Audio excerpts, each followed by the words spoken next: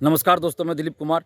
दोस्तों, बीपीएससी टीआरई-1 के supplementary result को लेकर पटना हाई कोर्ट में जो केस चल रहा था, उस सिलसिले में पटना हाई कोर्ट ने कल बीपीएससी से जवाब मांगा है। टीआरई-2 में सप्लीमेंट्री रिजल्ट को लेकर भी केस चल रहा है। यानी टीआरई-1 में जो सप्लीमेंट्री रिजल्ट कुछ दिया गया था, लेकिन सभी सीटों पे सप्लीमेंट्री रिजल्ट नहीं दिया गया था। जो खाली रह गई थी, जितने भी सीटें खाली थी, उन सभी पे सप्लीमेंट्री रिजल्ट आना था, लेकिन कुछ सीटों पे दे दिया गया और बाकी सीटें खाली रख दी गई टीआरई-1 में। टीआरई-2 में शिक्षा विभाग के तहत कोई भी सप्लीमेंट्री रिजल्ट नहीं दिया गया। यानी टीआरई-1 और टीआरई-2 में हजारों पद खाली हैं और सप्लीमेंट्री रिजल्ट की मांग अभ्यर्थी कर रहे हैं, टीआरई-1 में भी और टीआरई-2 में भी, और दोनों का केस चल रहा है। टीआरई-1 को लेकर कल पटना हाई कोर्ट में जो सुनवाई हुई, उसमें बीपीएससी से जवाब मांगा गया है। तो इस सिलसिले में हम आप लोग को ये बताना चाहते हैं कि कोई भी जब याचिका दायर होती है पटना हाई कोर्ट में या किसी भी हाई कोर्ट में, ऐसे मुद्दों पे केस होता है, तो जो संबंधित आयोग होता है, बोर्ड होता है या सरकार होती है, उससे पटना हाई कोर्ट हो या कोई भी राज्य का हाई कोर्ट हो या सुप्रीम कोर्ट हो, तो जवाब मांगती है। 2 सप्ताह में, 4 सप्ताह में, 6 सप्ताह में वो जवाब मांगा जाता है कि इस पे आप अपना जवाब प्रस्तुत कीजिए। अब बीपीएससी से टीआरई-1 के सप्लीमेंट्री रिजल्ट को लेकर पटना हाई कोर्ट ने जवाब मांगा है। अब बीपीएससी क्या जवाब देती है, तो उसको आप लोग को देखना होगा। जो भी इसमें पिटिशनर हैं, जो पिटिशनर के एडवोकेट हैं, तो जो पिटिशनर हैं आप लोग, उनको कम से कम इस चीज़ को ध्यान रखना होगा कि बीपीएससी क्या जवाब देती है। उसके एक एक वर्ड का आपको अध्ययन करना पड़ेगा और फिर उसका जवाब आपके एडवोकेट को पटना हाई कोर्ट में रखना पड़ेगा, तब जाकर आप केस जीतिएगा।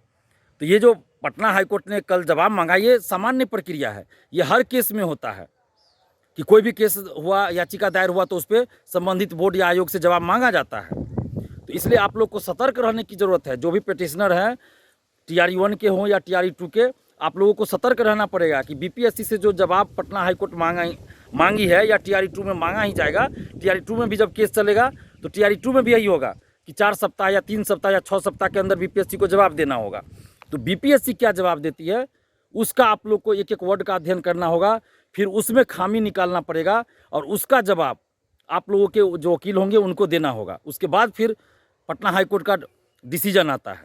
तो ये सामान्य प्रक्रिया ऐसे ही चलती है। और टीआरई-1 टीआरई-2 में तो सभी सीटों पर रिक्तियां जो आई थी, जितने सीटों पे, उतने पे बहाली पूरी होनी चाहिए। कोई भी वैकेंसी में ऐसा होता है, चाहे दरोगा सिपाही हो, बीपीएससी सिविल सेवा या कोई भी हो, जितने सीटों के लिए रिक्तियां भेजी जाती है संबंधित बोर्ड को, आयोग को, उतने सीटों पे बहाली पूरा करके अंतिम रूप से चयनित अभ्यर्थियों की सूची भेजी जाती है। लेकिन बीपीएससी ने गलती किया। टीआरई-1 के समय भी हमने कहा था कि एक अभ्यर्थी का एक ही जगह रिजल्ट होना चाहिए और जितने सीटों पे वैकेंसी निकली है, उन सभी सीटों पर अंतिम रूप से चयनित अभ्यर्थियों की सूची बीपीएससी को जारी करना चाहिए।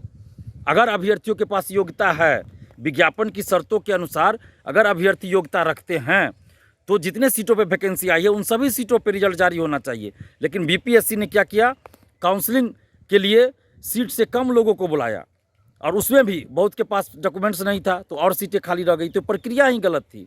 ये जो सरकार ने हड़बड़ी दिखाई कि जल्दी जल्दी टीआरई-1 टीआरई-2 जल्दी जल्दी करना है, और बीपीएससी ने भी सरकार के कहने पे जो सरकार करती गई, तो उसका खामियाजा आज हजारों अभ्यर्थियों को भुगतना पड़ रहा है कि सब कुछ रहते हुए, योग्यता रहते हुए उनको नौकरी नहीं मिली।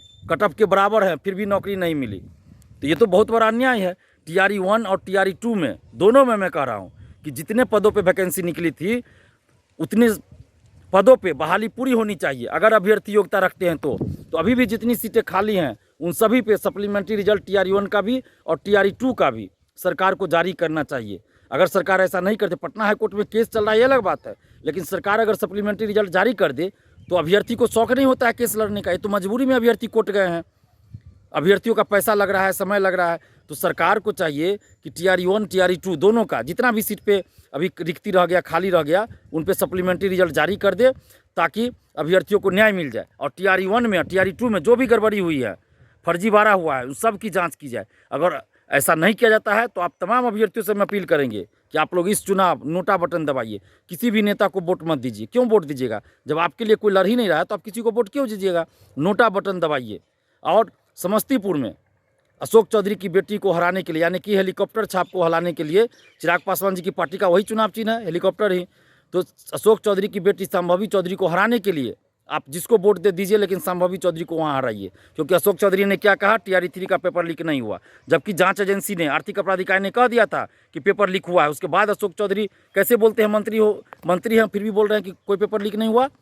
तो यह लाखों अभ्यर्थियों के साथ अन्याय हुआ है। तो इसलिए अशोक चौधरी की बेटी को समस्तीपुर से हराइए, और बाकी बिहार के जितने भी लोकसभा क्षेत्र हैं 39 जो बचते हैं उस पर नोटा बटन दबाइए और स्टूडेंट पावर, यूथ पावर दिखाइए। शिक्षकगणों से भी अपील करते हैं कि आप लोग के साथ भी देखिए कितना अन्याय हो रहा है, कोई भी पार्टी सरकार में रहे अन्याय होता रहा है। इसलिए आप लोग भी नोटा बटन दबाइए। अभिभावक गणों से भी अपील कर रहे हैं कि नोटा बटन दबाइए। धन्यवाद। जय हिंद।